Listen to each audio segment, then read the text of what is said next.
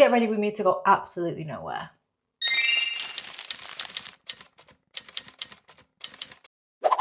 The first thing I need is bloody lip balm because, oh my God. We have had a heat wave for the past like 3 days, and when I tell you I have not dealt well at all, my ancestors are cursing me from beyond. Don't look at me, she gets it from your side of the family. I can't deal with it. There's a specific type of heat though that we get in England that is like humidity. I don't know if it's because it's surrounded by water. I don't remember geography all that well, but what I do know is that I can't deal with it. I think as well because of various life things, I've just kind of been hiding inside, which isn't great. I know that, but I just got up and thought, why don't we look cute and go for a walk? Why don't we do both of those things? Why don't we do both? I literally just want like a minimal makeup sit. So I'm going to start off with my Fenty skin tint. I really like this skin tint actually. I only got it like a few months ago, question mark. It's really nice and light. You know, for times where you just don't want anything on your skin or you want it to feel like there's nothing on your skin, but there is something there.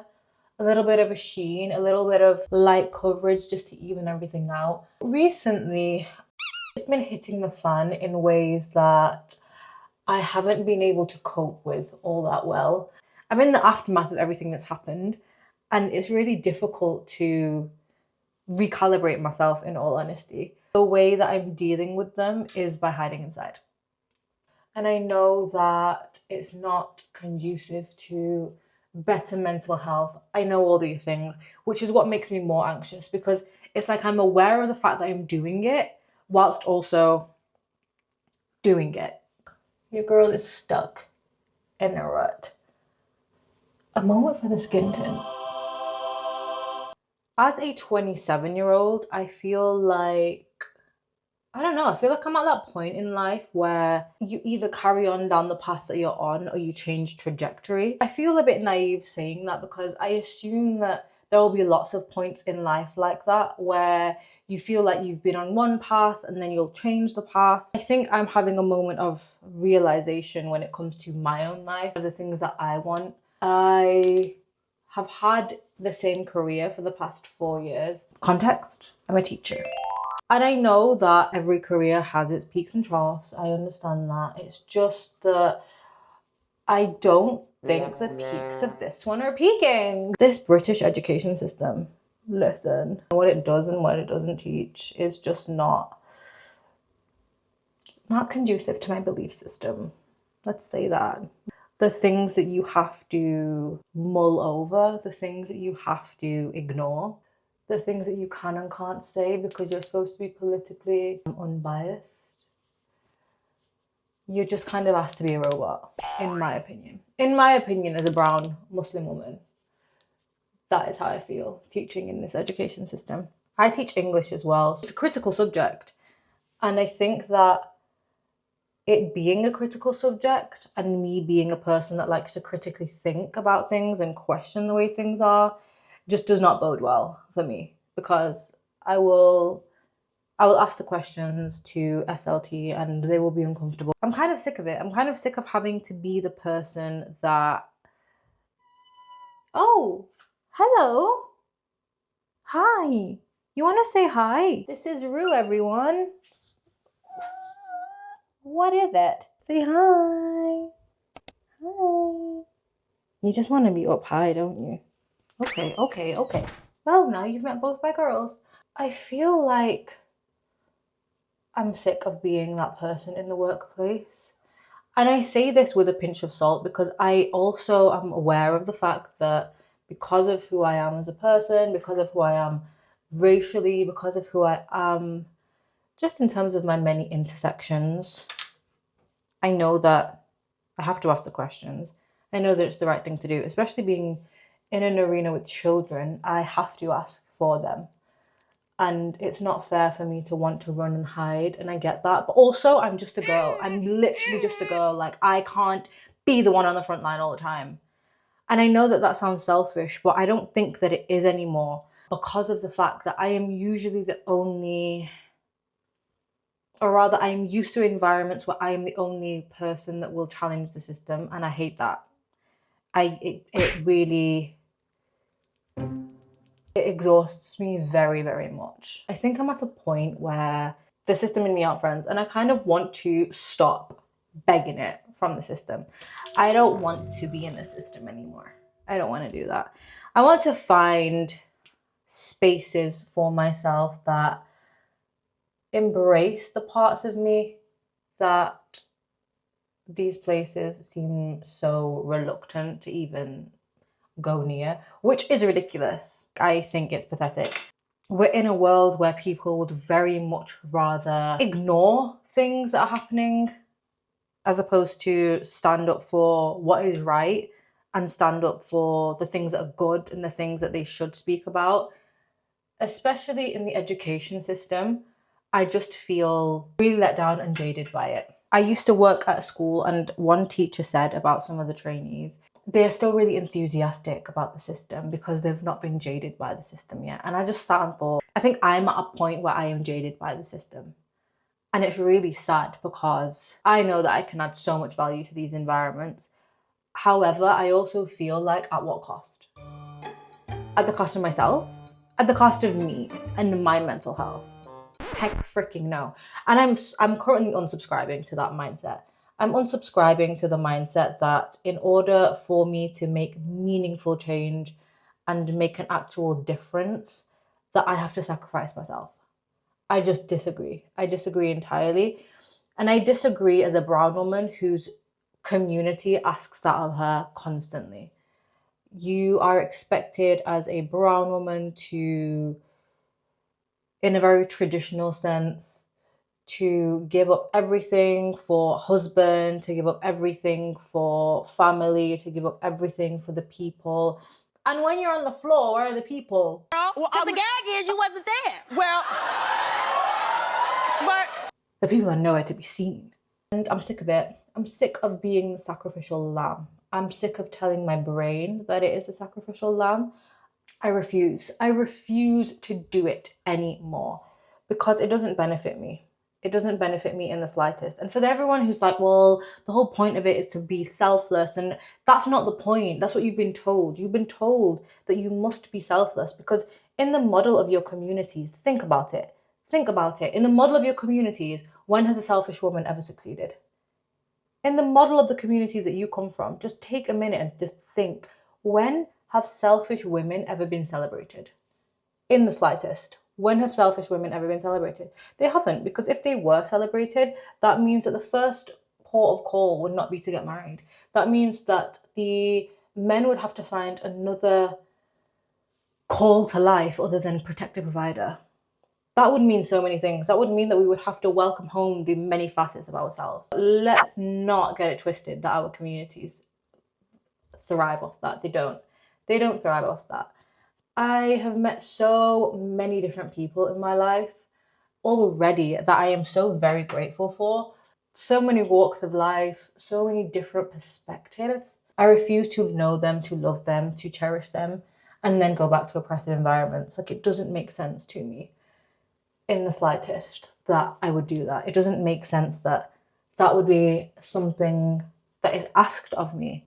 I really feel like it's an act of resilience to stand on what you're trying to do. I am trying to get to a point where I am not hypercritical of myself because of other people. I am not someone who can be dictated to by other people. I am an agent of my own being. I am my own free agent.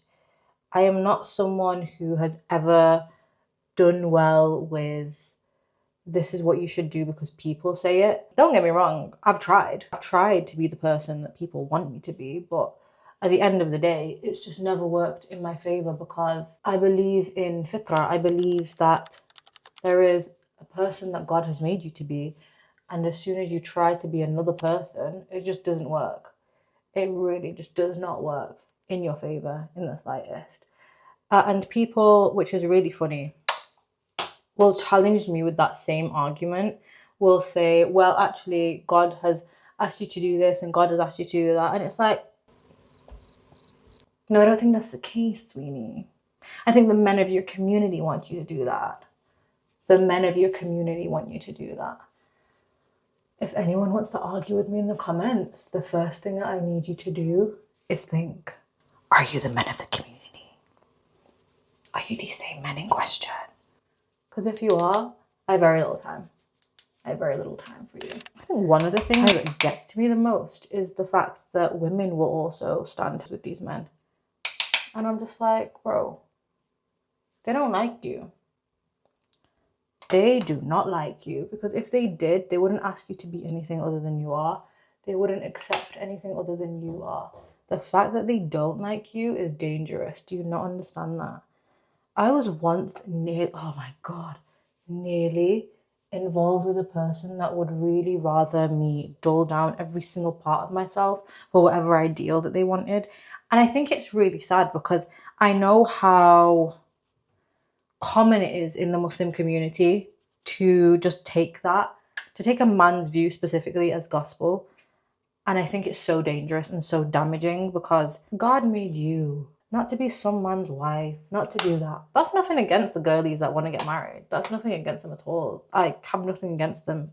I love that. I love that for you. However, it's everything against the people that think that that is the be all and end all. But that is where life begins and where life ends, because it's just like, so you think that God took time to make you to be some man's? Very rarely is there a nice, healthy, correct model of marriage. I'm speaking specifically from my community, my Pakistani Muslim community. And if anyone wants to fight me, again,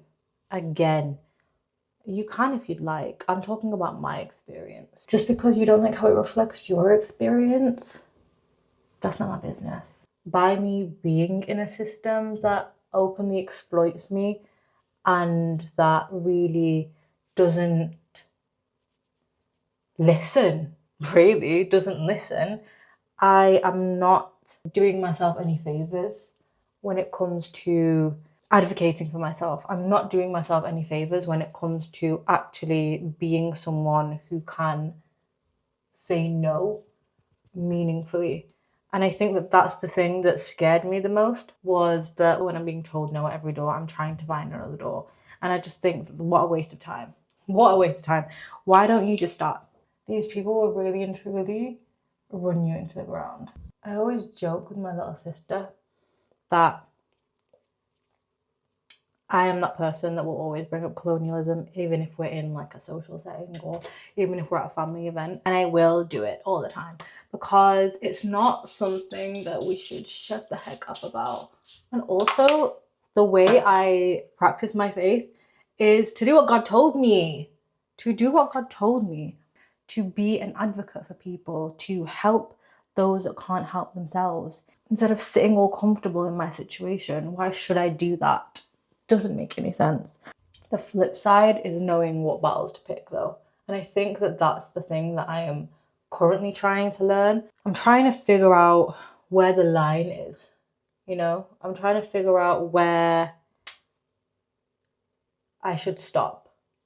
I should say, okay, enough is enough now. Like this is all you can do, whether it's for this person, whether it's in this situation, whether it's in this environment, whether it's in this circumstance, this is all you can do. We've hit the block and we can't get past it because I don't think we're supposed to get past it. That's the bit that I'm struggling with a little bit. I'm gonna go put my eyeliner on. I'm gonna do that off camera because that's scary. I did it, I did my wings. That was scary. I could never have done that on camera. That would not be happening on camera. I don't know, I just feel like the concept of someone watching and then every little mistake would be seen. No. I think what I'm going to do is I'm going to go into the garden. It's giving that it's going to rain soon, but isn't going to rain yet. As a meteorologist, that's what I'm getting from the weather. Yeah, I'm right. There's two possible books that I could read. Bell Hooks, All About Love, and Inglorious Empire, What Britain Did to India. I kind of want to know what Britain did to India because they don't tell you. They don't tell you and then they don't want you to tell other people. There are so many books on this shelf. If in any haul you see me buy a book, feel free to hit in the comments below because I have no business buying any more books. In true Manchester fashion, it started to rain. I feel like this is personal at this point, but have no fear. We'll just read in here. Look at that.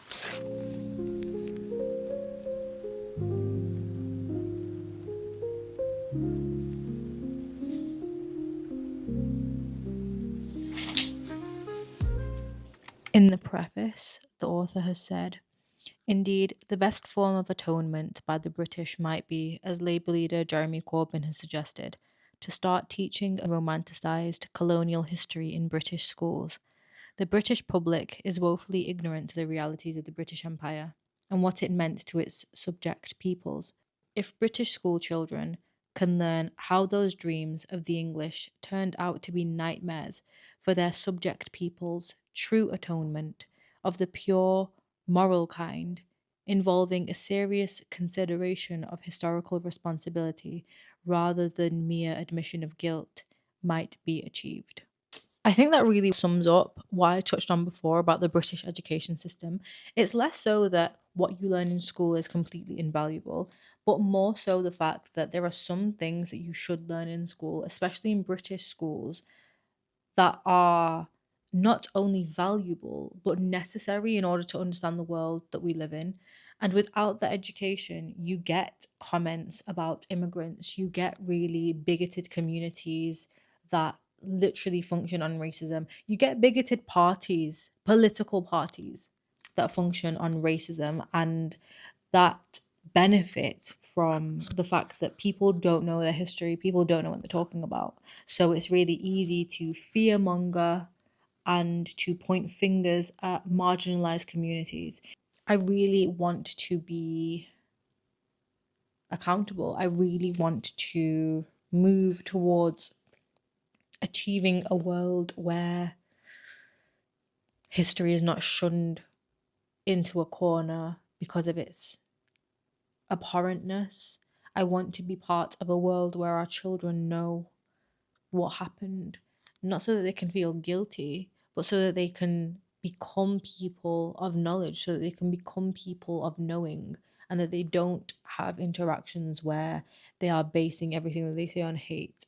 It really, really upsets me. It really makes me upset because it's not fair on them. We have failed our children immensely. We have failed our children immensely. And I refuse to be a part of that system anymore. Quite frankly, I refuse to be a part of it. What I want to do, I don't quite know yet. I don't quite know what I want to do yet. But when I know, you will know. Because we can't carry on like this. Back to the book.